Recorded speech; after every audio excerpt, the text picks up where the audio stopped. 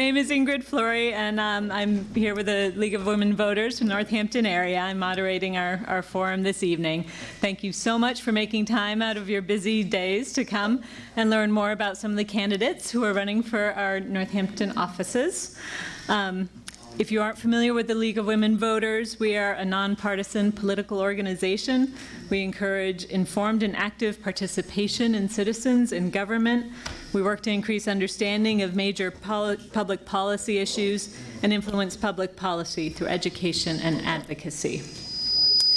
Our sponsors tonight include the Daily Hampshire Gazette, the Northampton League of Women Voters, and Northampton Community Television. So, a few things for our audience here tonight who's live. We encourage you to write down questions as you have them.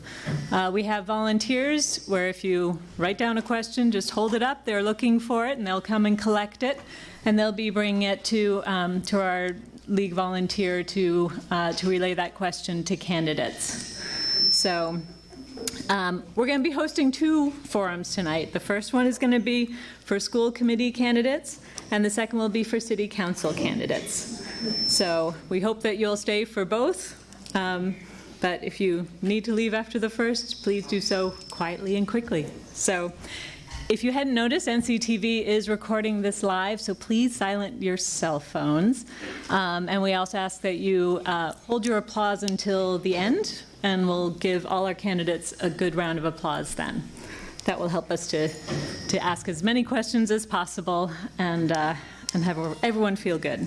So let me do some introductions. First, I do want to recognize, specify that we do, the candidates we're featuring tonight are all running for seats, for contested seats.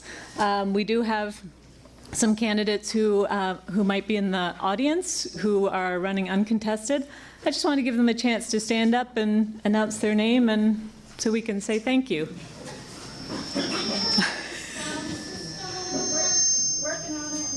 We're having some sound issues. We're working on them. Would you like to just announce your name? Yep, City Councilor Mary Ann Labarge. Okay. I'm Dina Levy. I'm running for the school committee in Ward 5. Karen Foster, City Councilor in Ward 2. Any other candidates in the audience? Hi, I'm Mike Kaling. I'm chairman of the board of Smith Vocational Agricultural High School. Great. Anyone else? All right, let's give a little applause. Thank you, everyone.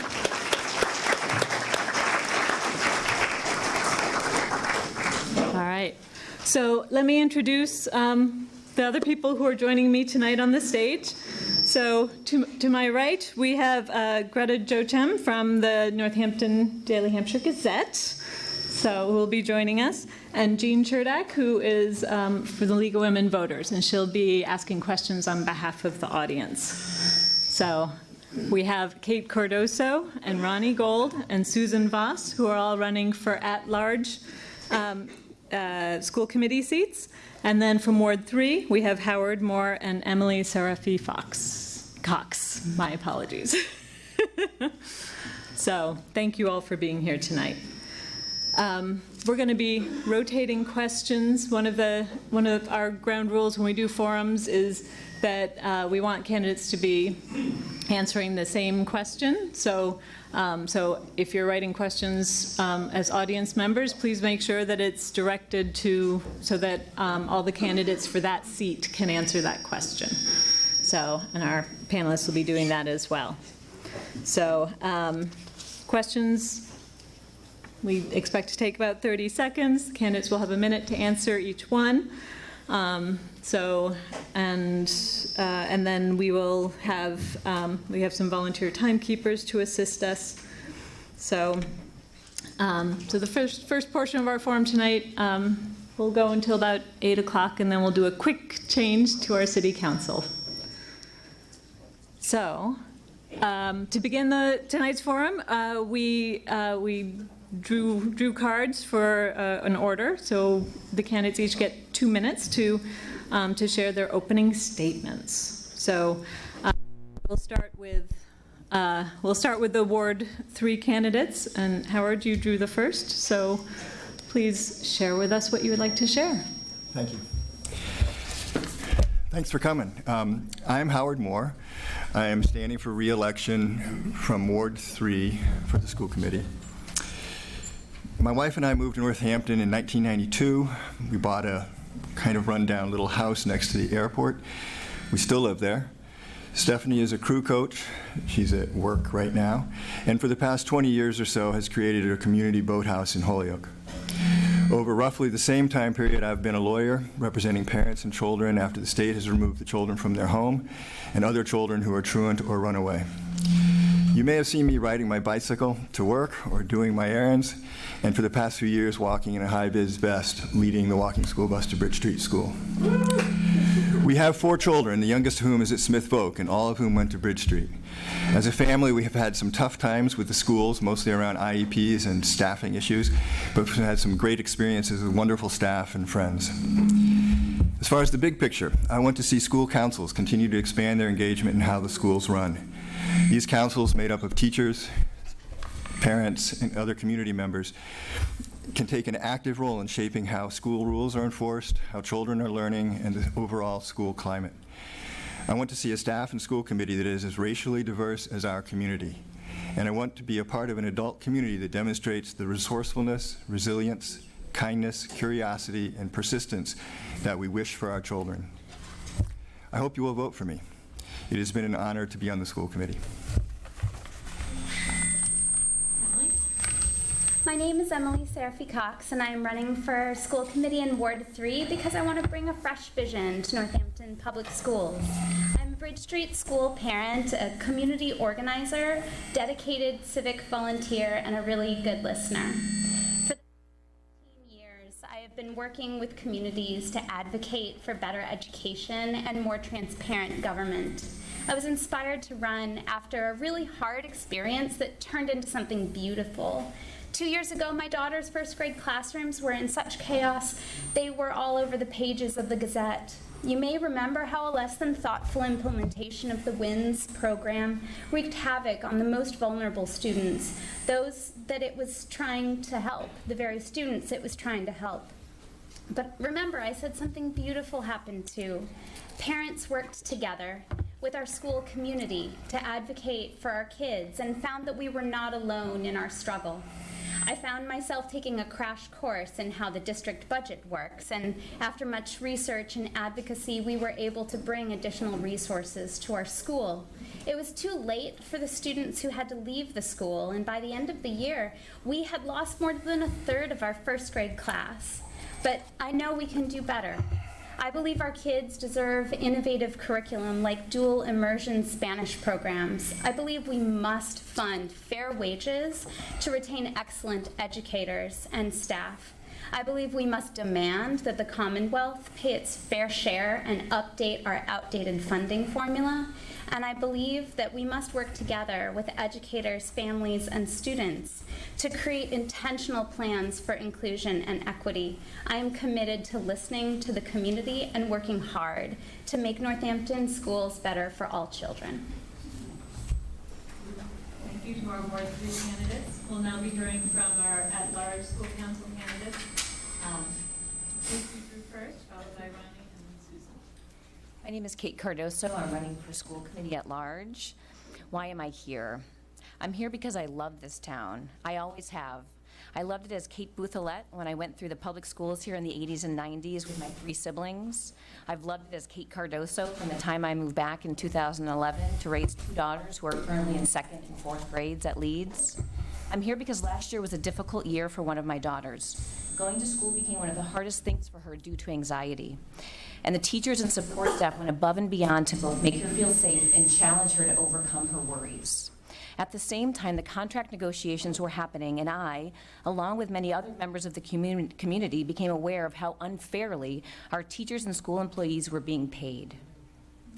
I decided then that I needed to get involved to help our community live up to our ideals. What have I learned so far? I've learned that at our 4 elementary schools, approximately 45% of students are high needs, and 23% have disabilities. I've learned that a lot of kids, like one of my own, are really struggling with social, emotional, and/or behavioral issues, and that puts a lot of stress on the teachers and other students. I've learned that how we're implementing the inclusion model needs to be reevaluated to make it more successful. And I've learned that the charter school funding formula takes away too much from our public schools. What do I want to do on the school committee? I want to make sure that the resources are distributed fairly between the schools, taking into account enrollment and student population data. I want to make sure that the classroom environment is conducive to learning, that it isn't causing unnecessary stress on students and teachers.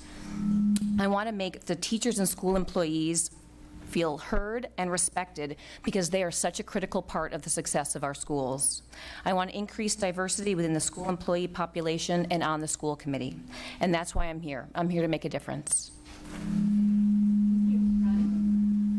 Hi, I'm Ronnie Gold, and I'm asking for one of your 2 at-large votes because our school committee needs someone with firsthand experience in public schools and a deep understanding of the complex issues facing our district. I look to contribute my experience as a public school teacher, an advocate, and a collaborative leader in our community towards strengthening our school system to meet the needs of all our students. As a public school teacher for 17 years, including as a classroom teacher and instructional coach in Springfield since 2008, and as a member of my school leadership team, and having served as a school building union representative, I have a strong understanding of the following priorities facing our district. 1, strengthening district-wide structures and resources to support the changing social, emotional, and academic needs of all students. 2, ensuring the Northampton Public Schools retains and attracts both teachers and families. And 3, advocating for funding to support these and other priorities.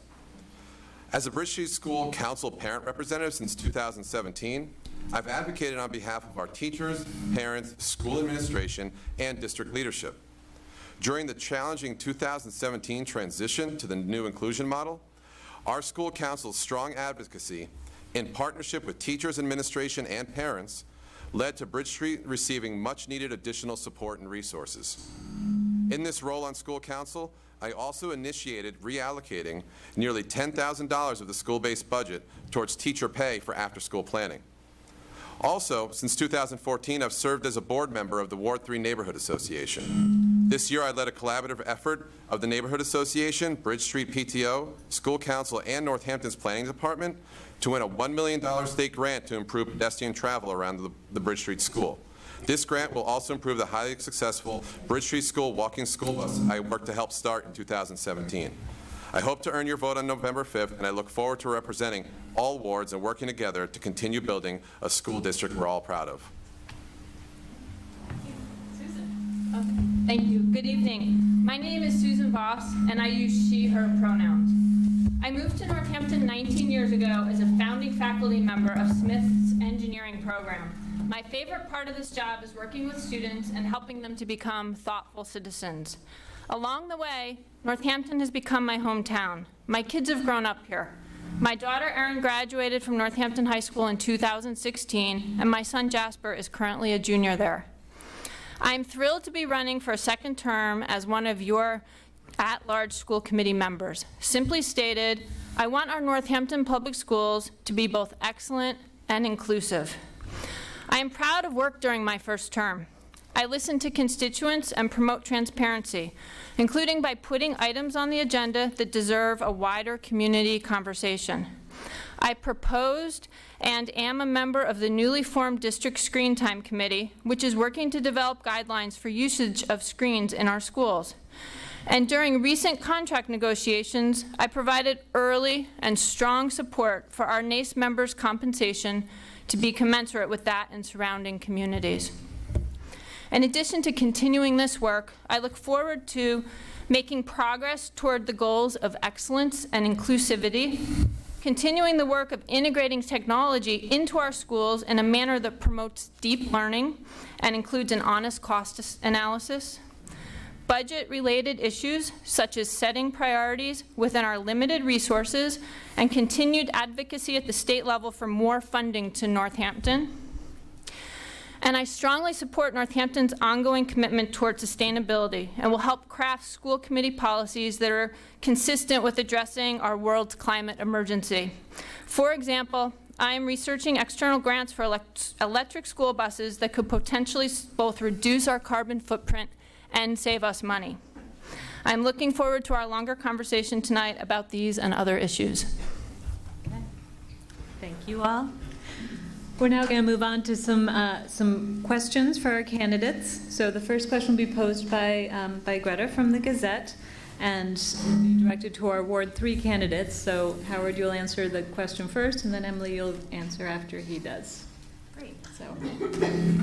So the contract negotiations with NACE, the Northampton Association of School Employees, was a major issue this past year. So I'm wondering if you were on the school committee, if you would have done anything differently now looking back at how things played out, and if you weren't on the school committee as a resident, what would you have liked to have seen in that process?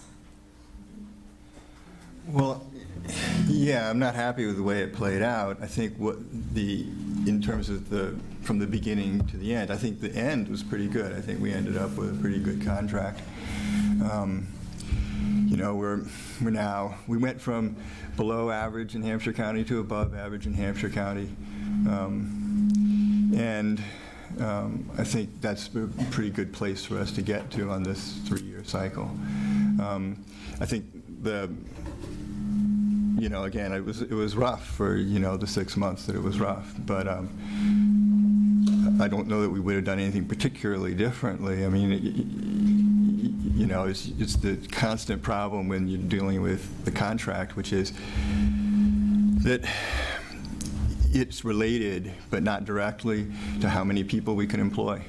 And I think I would have preferred if the negotiations had been taking place more at the table and a little less in public, because that's a complicated discussion to have about, you know, where the dollars are going to go, and I think it doesn't lend itself to public sort of, you know, opinion shaping. Thank you. Would you like to respond? Do you need to let us know if you need the question repeated? No, it's fine. So I really feel like this was an issue that was many years in the making. This was not something that just happened last year.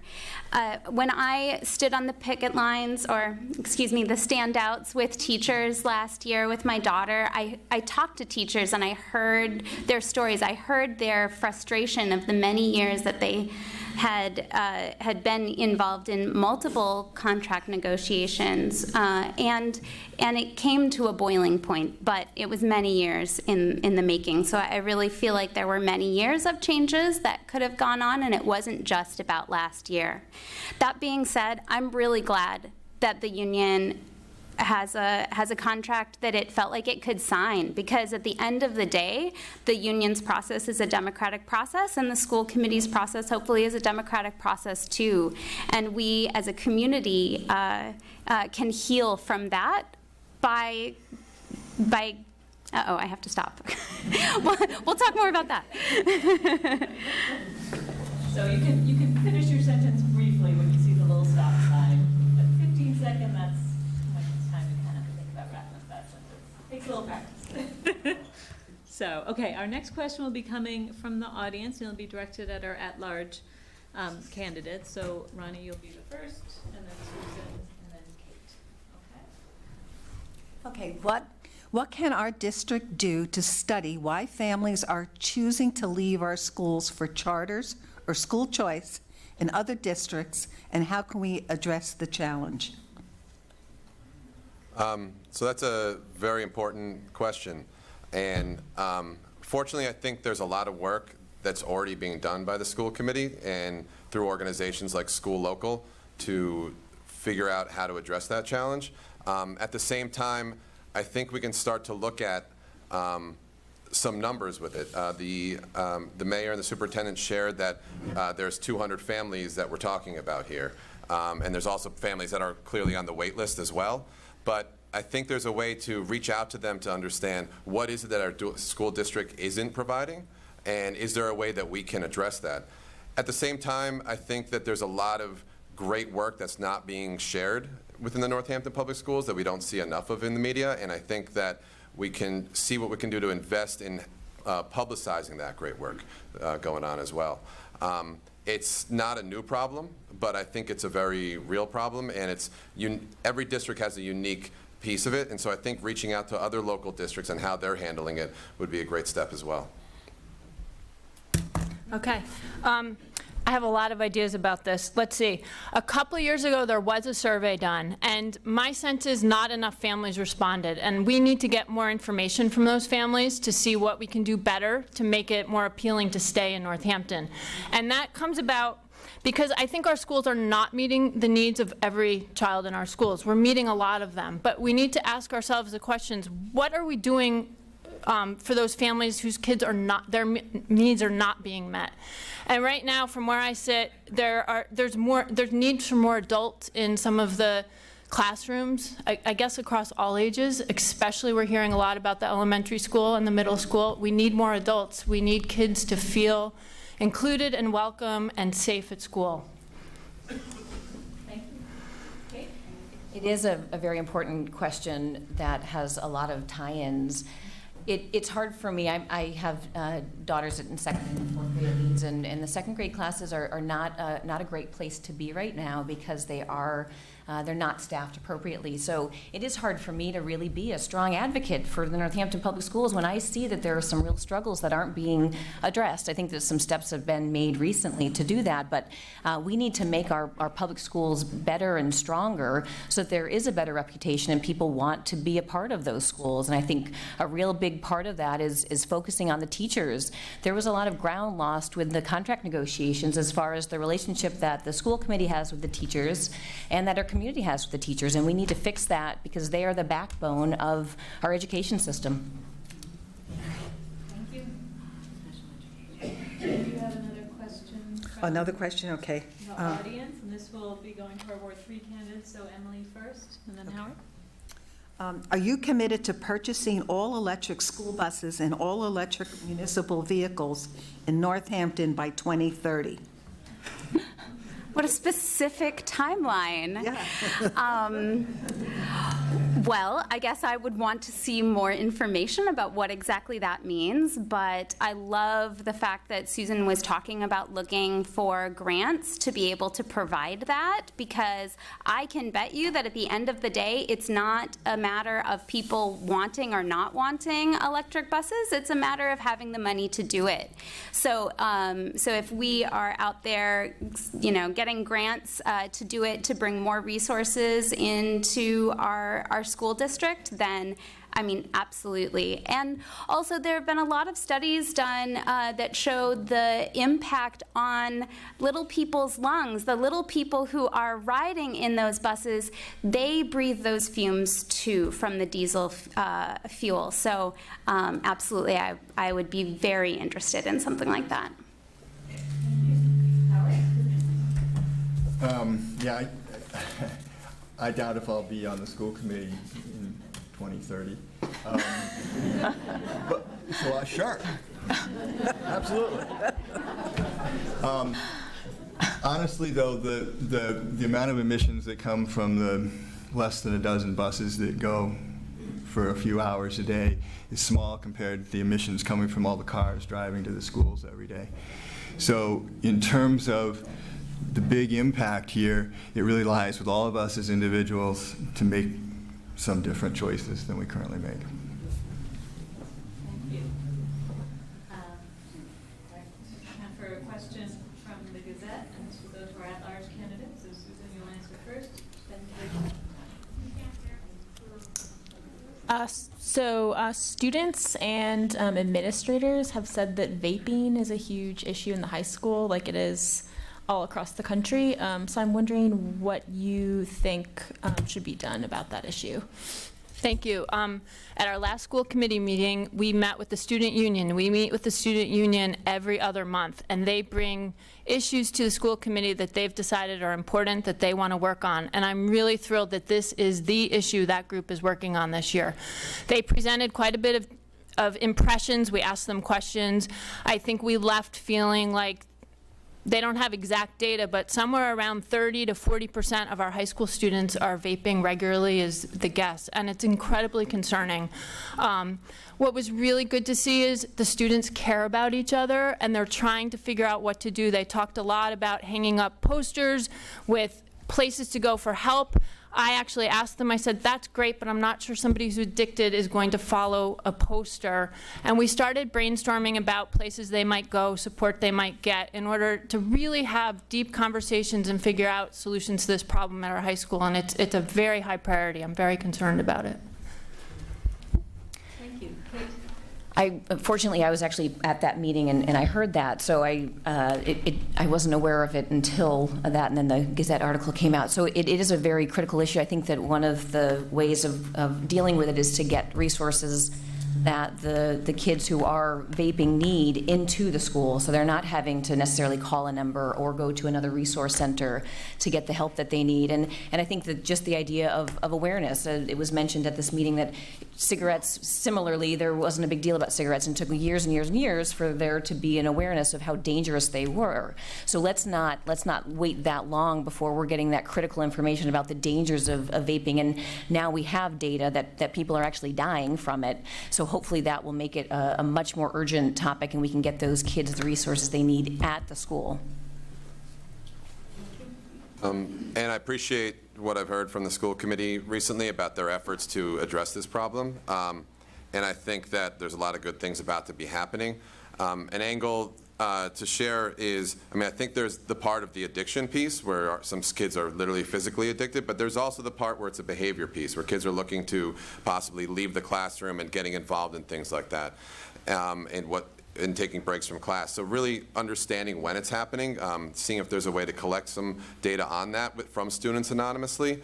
In many ways, it's a behavior, and there's a lot of science and work out there with applied behavior analysts that we can look at how do you change behavior, necessarily not dealing, you can deal with it in other directions. The other piece I'd like to see is how can we proactively work with JFK and the older kids in the elementary schools to educate them as well. So it's not just we're dealing with the issue when it gets to the high school, but how can we deal with the issue before it even becomes one? Our next question will be coming from the audience. Howard, will be directed to you first, and Emily second. Nearly 200,000 people in Mass lack health insurance, and many more cannot afford care due to high out-of-pocket costs. Health insurance is a negotiated item in city teacher negotiations. Rising costs are straining household, municipal, and school district budgets in Northampton as elsewhere. Last year, 87% of Northampton voters approved a single-payer ballot question. Our state rep and senator are both champions of Medicare for all. What will you do to support the single-payer campaign in Mass and to address the growing crisis of health care access and costs? Okay. The first thing to recognize is that the city pays 80% of its employees health insurance and is a member of the GIC. So it's already getting as close to being a single-payer thing as it can in terms of a centralized, large pool of people. In terms of what will I do? What I have been doing, I guess, which is voting for candidates who support single-payer. Yeah, so I also support single-payer health care, and I also have been thinking a lot about what is the role of the school committee in terms of, or a school committee member, not necessarily the whole school committee, but a single school committee member in terms of highlighting some of these issues, and whether it's related to health insurance or broader health care issues around, on this vaping issue, like what is the nexus between some of these behaviors and anxiety, the anxiety that we're seeing in young people, and their ability to access the health care they need to address that anxiety at a young age. So how can a single school committee member advocate on a broader level is something that I take very seriously, and as a community organizer, I have a lot of experience in. Thank you. Our next question will also come from the audience, but it'll be directed at our at-large candidates. So Kate, you'll take it first, Ronnie, and then Susan last. Next spring, our entire city will vote on an override. If the override were being voted on today, how would you vote and why? It's a loaded question. And I'm going first. I would vote yes, because I feel like, especially education, that's what we're up here talking about. We currently don't have enough money to make our education system what it needs to be for all of the children in this town, in our community. And so I do think that we need more resources for education. There are things that we can do, obviously, at a state level that I think Joe Comerford and Lindsay Sabadosa are doing a wonderful job with on their part. But there's a lot that we need to do as a community to make sure that we have the money to be able to take care of the kids. And the education system now is antiquated. It's out of date. It's not able to take care of the kids of today who have higher levels of anxiety and have higher levels of needs. So we need to look at the system and do what we need to do for those kids, and that does cost more money, and we need to put the money into it so that we can have a good system. It's the backbone of our community. Property values are based on our education system, so we need to make it a priority. So I know this is clearly a challenging topic, and I absolutely respect those families who an override, they might vote against it because of the impact on their family's finances and them not being able to afford it. What I would say is that if the override right now is only going to be providing for the status quo, and we need to expand what we have here in Northampton.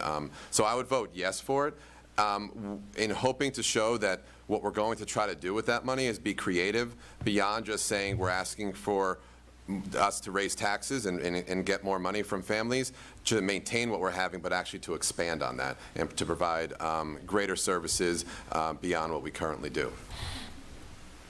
Okay. So yes, it is a loaded question, and I want to recognize also that the override is an incredibly regressive way to bring money into our city, and it's very unfortunate that it's really the only way left. And we need to keep advocating at a state level to get more funding for our schools, and I'm thankful that there's a big community doing that. That said, I'm glad the override vote isn't now. I will always vote for an override because in the current financial situation, I would vote for an override. That said, I'm glad it's not now. I don't think it's would be fair to ask for an override right now. My understanding is it will likely be in March, and I hope some hard work gets done between now and March before we ask for one. That would include asking City Council and School Committee to look carefully at their budgets, figure out what we need to make our schools excellent. As one example, the WINS model needs more educators in the classrooms. Well, what does that look like? How much does it cost? What is the plan? And then you go to the voters and say, this is what we need, this is your choice. And I don't think we've done the hard work. Thank you. Our next question will be coming from the Gazette for our Ward 3 candidates. Emily will be answering first. How do you think that the WINS inclusion model has been working for the schools, and do you think any changes need to be made, and if so, what changes? Yeah, so I mean, it's part of what has propelled me into the place I am now. It's not the only thing, and but I think for my daughter's class, yeah. I think it is working, but why is it working? Partly because we were able to advocate for more resources, and partly because we have, I think last year it was about 17, 18 students. Maybe now it's up to 20 students in each classroom. That's way, way smaller than it was, and far more manageable. A lot smaller class sizes than in other classrooms. So now we're hearing, about challenges at Leeds. Hearing about 2 years ago, I also heard some challenges at Jackson Street. So this is not just about Bridge Street, and it's not just about first grade. So I think there does need to be a deeper look. Yeah, so I mean, the first piece is to look at what was there before, and what we had before was a system that was segregating children on the basis of disability. They were disproportionately children of color, disproportionately boys. So that was the status quo that we're changing from. It's important to recognize that because there are serious issues with the way it is now, but the way it was a serious issue. Yeah, so we need more money. Again, that was part of what underlied a lot of the tension during the spring here, because we need to have more staff. And if you have a limited amount of money, it kind of is a question of more or fewer paid more. The other things that, we need complete participation in the professional development that's offered. And we should have done it sooner when it was, when the programs were smaller, and so that, the changeover could have been done more easily. Thank you. Our next question will come from the audience and be directed at the at-large candidates. So Ronnie, you'll answer it first, then Susan, and then Kate. What is your position on student peaceful protest? Sit-ins, walkouts, or individual protests such as taking a knee or raising a fist in protest of social, political, or educational injustice? That's a great question. School is a place to learn and children to experiment and learn different things. And so I would fully support our students, whether they're in athletes or student learning in the classroom, to use one of those opportunities to experiment with what that's like so they can learn how to do it effectively in a meaningful way.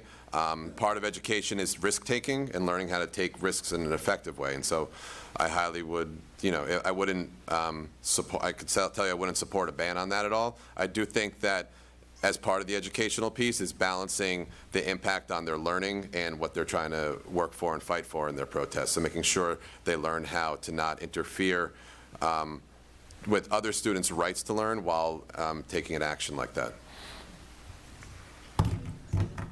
So I agree with everything that my colleague here, Ronnie, just said, and I'll add to it that I think our high school has a lot of incredibly activist students who have learned a lot through this sort of activity, and they bring others together with them.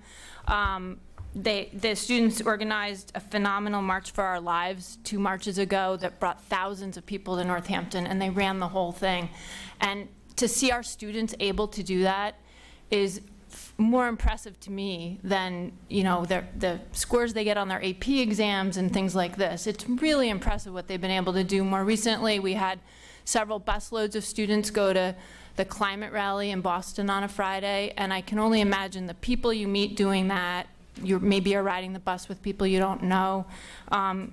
The ability to just get new ideas is so important, and of course it's balanced with academics, but those kinds of things are real life learning. Thank you. Kate? I agree with all of that. I think it's really important that we let kids express themselves, and I think that kids nowadays, a lot to do probably with social media and their ability to connect with other kids around the country, around the world, that there is a lot of power in that, and we're actually seeing young children, young adults make a difference on the national stage and on the world stage. So I'm in complete support of that, and I find myself actually inspired by a lot of it. And I know that we have a very vibrant and involved community, and for us to tell our kids not to be that way would be hypocritical. So I am in complete support of allowing them to express their feelings. Thank you. Next question will also come from the audience for our Ward 3 candidates, and Howard, you'll be going first. Okay, I have 2 of these, so I think it's an important question. How do you plan to advocate for and ensure an anti-racist school district? Well, we have an anti-racism group, REAL, which has been pretty active, and is, their most recent substantive recommendation we were unable to fund this last spring, which was to hire a person who would take on basically diversity initiatives in the school district. Because right now, even though I don't think we have any people intentionally creating disparate outcomes, we have them. So we really need somebody to be looking at how those outcomes are occurring and what we need to do to change it. So I will support that. The other thing we are doing right now is we have a track to pay for licensing for our ESPs to become teachers. And since our ESPs are much more racially diverse, than our teaching staff. That's a aggressive thing that we're doing to fix that. Thank you. Emily? So I think that the racial makeup of our classroom teachers and, well, just educators in general is very, very important.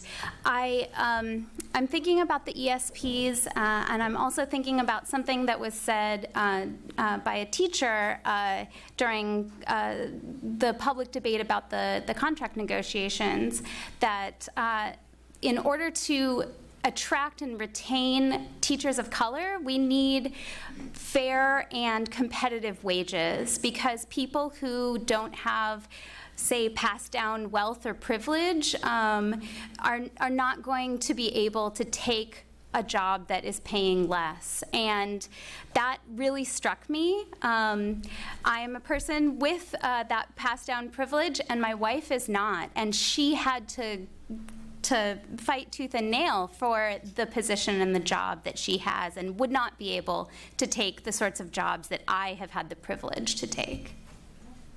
Thank you. Our next question will come from the Gazette, and will be for our at-large candidates. Susan, you'll answer first, and then Kate and Ronnie. How do you think the schools can and should address issues of climate change? For people who know me well, this is one of my biggest concerns, and I think the schools need to integrate climate change in every way, in terms of climate justice, in terms of children understanding at age-appropriate ways the science behind it. It's a great lesson in terms of lots of science, but there's so much more than just the science. We should be figuring out ways to live our lives in ways to address the climate emergency. I think the electric school bus question, I'll come back to that. What a great lesson just in that. First of all, there are grants that can help you buy these things cheaper than regular school buses, and they come with batteries that charge on the sun during the day when kids are at school, and you can run all sorts of things someday off these batteries. So, you know, in terms of just being a museum, in a sense, in the schools for how do you compost, we have these great gardens, right? How do you live in a way that supports our earth for going forward, I think is a good place to start. Thank you. Kate.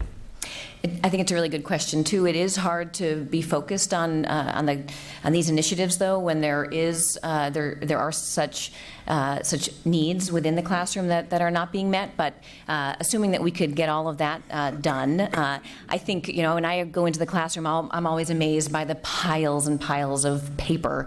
So I think that we'll be talking about this probably at during another question. But technology, getting kids the technology that they could be doing workbooks, and they could be doing worksheets online instead of having all of these pieces of paper all over the place. So I think there are very simple things that we could do within our school system to reduce waste and to make it a more green environment. And I also think it's important, just for the sake of modeling what we should all be doing as citizens in our community to do what we can to alleviate climate change.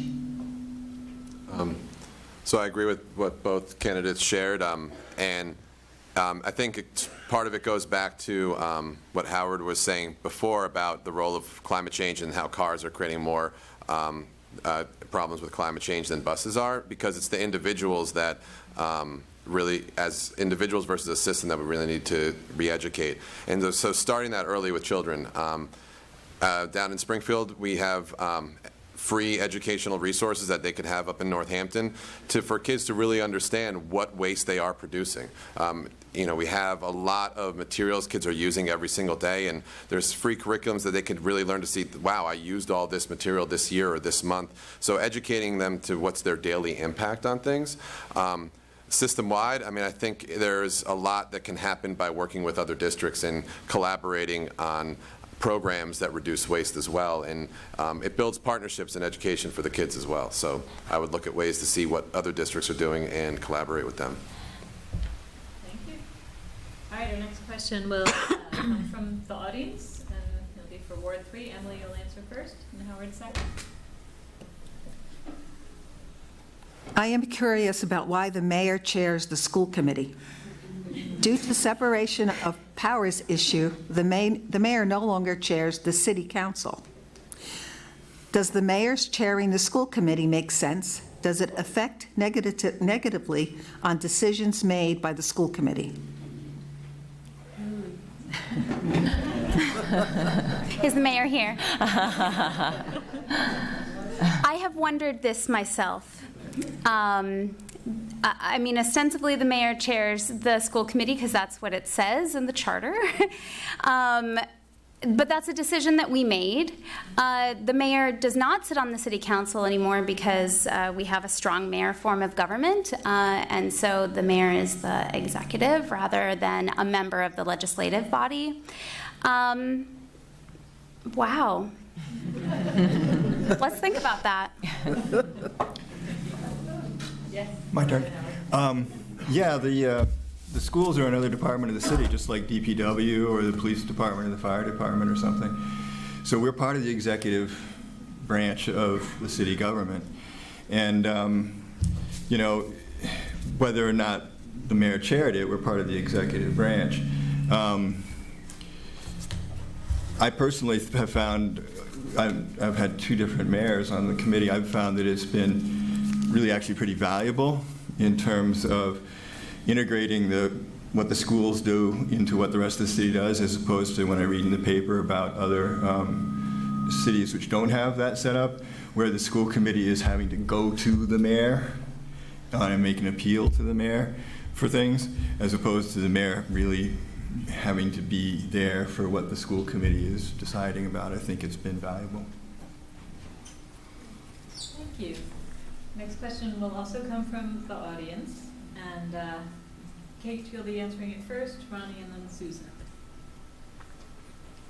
I think this question comes from a student in the audience. How do you want to change the schools? I think we really need to take a look at the education system in all of our schools to make sure that it is meeting the needs of the kids in each of those schools based on the enrollment numbers and also the population data. I think that the most important fix for our schools is making sure that we are retaining and training teachers, good teachers who want to stay, because having that consistency and the learning that happens year over year is incredibly important. I think that we're losing at least one principal in the elementary schools next year, and we are having a new principal at the high school. And I think that will impact how the teachers feel and probably retention. So I think the teachers are the most important resource as far as fixing whatever there is as problems within each school. Thank you. Ronnie? I think we could always go a long way to making sure that schools are as engaging as possible for children. And believe it or not, I think a lot of that does not cost a lot of money. And I think a lot of that we have is a wealth in this amazing city of Northampton.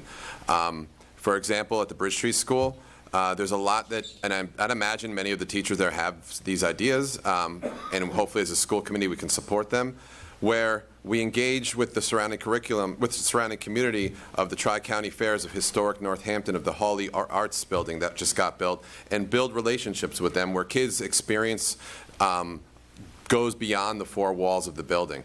If you look at Jackson Street School, they have, just off the top of my head, they have the wonderful bike trail there that's changing throughout the seasons. And if kids were expanding their learning by going out there, doing their math curriculum or their reading curriculum, there's a lot that we can do to create schools that are more engaging for the kids, and I think that will, by itself, have kids feel like their schools are that much better, and also go a long way to bringing families back to the schools or making sure they stay here in the future. Thank you. Susan? So all kids should really be at a place where they love to go to school and want to go to school, and I think there's 2 important things about that: learning and the community they find there. And so we need to figure out ways to engage all children. Some children get engaged in learning in different ways, and having enough people in the classroom to get to know every child and to support them so that they're really learning at the level that they need to. They're interested in the material and engaged. The other, and I agree with the fact that this doesn't need to cost more. We need to pay attention to everybody and where they're at. The other part is the community they get when they get to school, seeing friends. And that comes back to a previous question about bullying and various forms of bigotry and racism. I think we need a really good code of conduct. We've started talking about this on school committee so that we don't have these kinds of behaviors in our schools. Thank you. All right. A question from the Gazette. Howard, you'll be answering first, and then Emily. Do you think the school time should be later and changed? Yes, I think that for teenagers, so middle school and high school, the research is very clear that there's benefits both in terms of health and in terms of academic performance. Really, it happens right around 6th grade, right around when kids are 12. And those benefits are, I think, pretty clear, and they're greater for kids who are, in terms of academic benefits, they're greater for kids who are currently on the bottom side of the achievement gap. So it's a later start for kids in middle school and the high school is, in addition to being good for all of them, it's actually another way to address some of the inequities in our district. Yeah, this is a really hard change, a really hard thing for families, for students. I hear you on the data. I remember I was in high school once. I was not very good at 7:50 in the morning when I had to drag myself into math class, even though math was my favorite subject. So I really want to hear from students on this. I really want to hear from families. How will this affect their lives? How will this affect the, their ability to have after school and work-related things? But I'm very open to it, and I know that this has been a long conversation in this town. So, oh yes, long conversation. So I want to hear about it before I really make that decision. Thank you. So a question from the audience for our at-large candidates.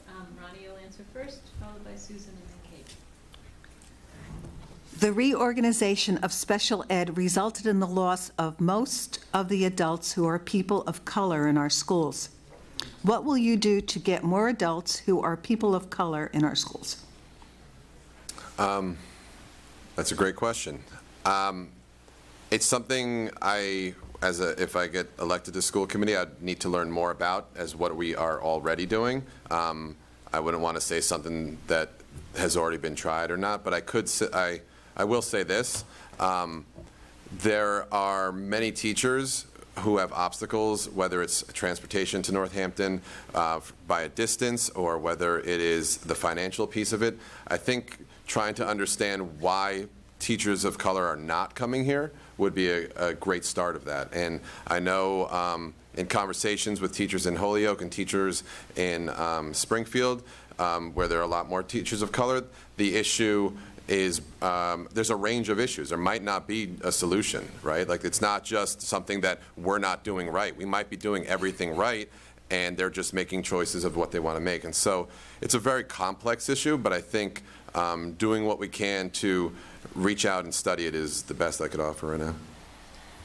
Thank you. Susan?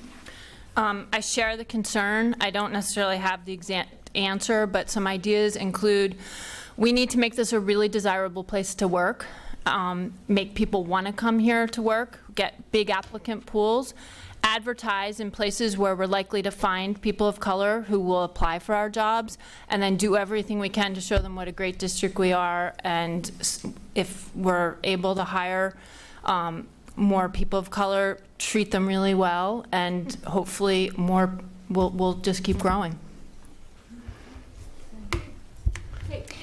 I agree with everything that my colleagues have said. I think that at this point where we are as a community, as a country, I do think that there should be a subcommittee of the school committee that would focus on diversity and inclusion within the schools, within the teacher population, on the school committee. We really need some more diversity as well. I think that we certainly have some teachers and school employees who are diverse. I feel like they come in and it might not be a welcoming place. And so we do need to make sure that once we actually hire more diverse school employees, that we're giving them the mentoring and the training and making it a really good environment for them to be in. Besides the financial part of it, which also needs to be there, we need to make it a really good environment for them to want to stick around.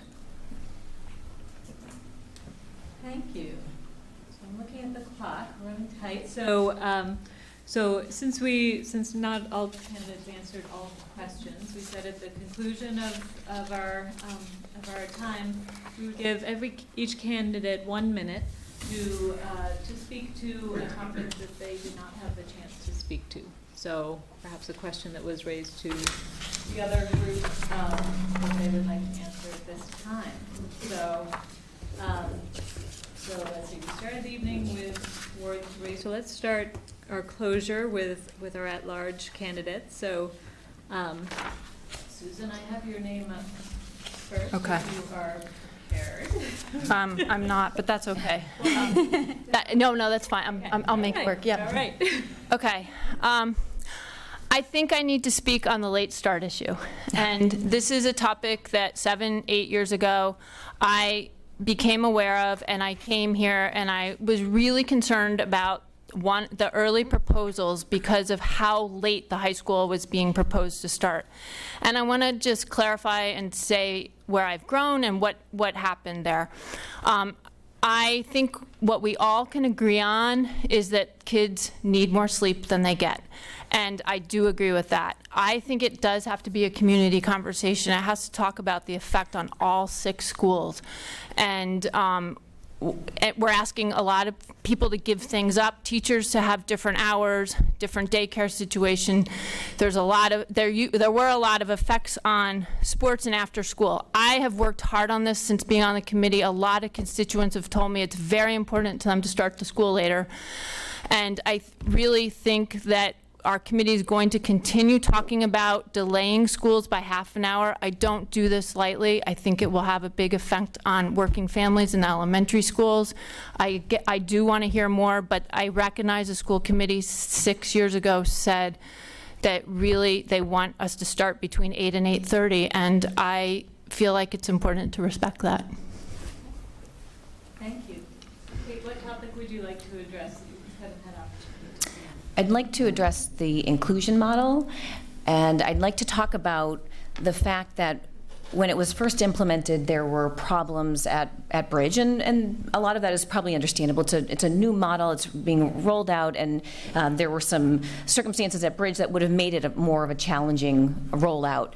What concerns me the most is that there wasn't enough communication within our community, within our school committee, within the Northampton Public Schools to know that this could potentially happen again, and it is happening again at Leeds. And I have heard that there are other places where it's happening. So there needs to be a lot better communication on the school committee, between the school committee and the schools, between the schools about what's going on, what's working, what's not working, so that we aren't going through these really painful points as parents, as children, as teachers. So communication really needs to be a big part of everything that we're doing. Thank you. So one part briefly, the contract the negotiations and discussion. I'd like to share that one of the hardest things for me was seeing that these constituents were all on the same team having these difficulties, and hoping to be a teacher on the school committee in hopes of bringing us back together and realize that administrators, the district, and our teachers and NACE, we're all on the same team for our students. And so we need to rebuild that relationship, and I hope to be able to do that as a parent of 2 girls at Bridge Street, as well as a teacher on the school committee. The other piece is the inclusion model. Something really important to understand is inclusion is not new. Inclusion has been around for decades. I got to to study with Thomas Hare in my graduate work, who wrote IDEA under the Clinton administration. It is something that's been around a long time. There's best practices around. But the issue is, do we have a plan in place, right? Because as much as we could say we're doing this, if we don't have a plan in place to make this happen, then it doesn't matter how many teachers we have in each classroom. Class size is not an issue in Northampton. We have one of the best class sizes around here. The issue is, do we have a plan to support the teachers to make these transitions happen? Thank you. So, thank you for our at-large candidates. Let's hear from Ward 3. Emily, what would you like to address? Yeah, so I wanted to talk a bit about the override and also kind of relate it into this conversation about adults of color in the classroom and also about charter schools. How do all those things have to do with one another? So one thing that I know is that ESPs were cut during the implementation of the WINS model. That's a huge population of adults of color in the classrooms. And in terms of relating to attracting more families into our schools, innovative curriculums that really draw students and parents in is something that I see as being really important. So if we are going to pursue an override as a community, let's have it be an exciting vision, something that we can get on board with as a community to move our schools into the future. Thank you. And Howard, what would you like to speak to? Yes, thank you. It was the question that they got about changes in the schools. And for me, I think we can think of all sorts of specific changes, but what that really triggered for me was the thought that most of the best changes that have happened in our district have happened not from the school committee. And it's really important to recognize that the district has leaders at every level and every place within it, and that's where these changes are going to come from, and that a big part of the role of the school committee is to share that and to be open to that and doing it. I'm thinking of a specific example that I'm familiar with. Like 10 years ago, all the trash at the high school cafeteria went to the dumpster and went to a landfill in upstate New York. That changed. They started sorting their trash because of students, cafeteria workers, janitors. Teachers and administrators and the school committee were all supportive, but it happened because of those other three. Thank you. So I'd like to give a big round of applause to all of our